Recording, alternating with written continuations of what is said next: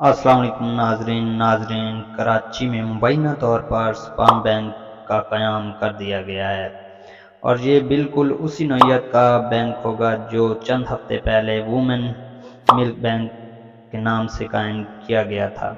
ख़वातीन अपना दूध फ़रोख्त करती और वो मुख्तलिफ बच्चों को पिलाया जाता। इसी तरह का स्पाम्स बैंक कायम कर दिया गया है जिससे मर्द हजरात अपना मादा मनविया फ़रोख्त करेंगे, इसके बदले भारी रकम वसूल करेंगे। इसी तरह ये औरतों में बीज रखे जाएंगे जैसा मादा जानवरों के बीज रखे जाते हैं।